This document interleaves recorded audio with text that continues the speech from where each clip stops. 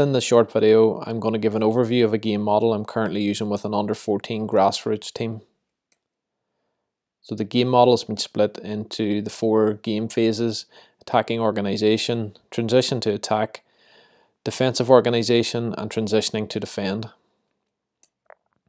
So first, to look at the attacking organisation, while I'm going to look at one system of play, one formation, it's important to note that one of the key things in my philosophy is that we ensure that we are tactically flexible, but there are key principles of our attacking play that never change. They're the non-negotiables. So the 3 things that we would communicate to players is we want to play out from the back, know how to play out from the back, short and directly into midfield. We also want to look to dominate possession at all times when possible, and we want to be brave on the ball. So this is the basic formation that has worked well for us. It's a 1-3-4-2-1. Now the way I communicate this to players as I'm working with under 14s is we look at it as a 3-5-2 and then simply dropping one of the strikers into play as a second number 10, and we'll end up having 1 number 9 and 2 number 10s. So here we can see the setup against what we would usually face in our local league. We usually face a 4-4-2 or maybe a 4-2-3-1, where there would be a direct style of play. So here you can see our 3-4-2-1 against a 4-4-2. So moving on to an overview, looking at the attacking organisation, splitting it up into the different thirds. So within the defensive third, from our goal kicks, we want to aim to find a centre back who receives into space. Centre back then has the option to drive into midfield, find a pass into midfield, or maintain possession. There's also an option to use the goalkeeper to retain possession. So we want to be brave on the ball. Don't be afraid to play out under pressure, as the space will be created higher up the pitch. So moving into the midfield third then, the wing backs will always provide width. One of the centre midfielders will play a holding role to always ensure support. The other 3 centre midfielders, so that'll be the second central midfielder and the 2 number 10s, have the freedom to move and find space. So we want to look for combination play to break the pressure, or we want to look for a killer pass, or we want to dribble through space. So then looking at the attacking third, we want our striker to be clever in the way that he moves in order to disrupt defenders. We're looking for forward runs from the centre midfielders to support the striker. The wing backs should advance with the play to provide support in wide areas.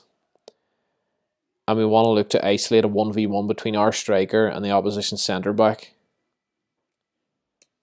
So moving on then to the transition phase to attack. So quite simply, we would say to our players, as soon as we regain possession, do we have space to play forward? Yes, if we do, we want to attack with speed, and we want to do that by dribbling into space, looking for a quick forward pass, or looking for a short pass to the nearest player who then can play the long pass into space. And if we don't have space to play forward, we want to keep possession until the space opens up, and we do that by looking for a quick pass to the nearest player. So then looking at the basic defensive organisation, we look at our formation against what we would usually face, the 4-4-2. We can see in the defensive third, we have our 3 centre backs up against 2 strikers, so we have an overload there. We have a spare man at the back. In midfield, it's more man for man. We've got our wing backs tracking the wingers. The centre midfielders will pair up with the opposition centre midfielders.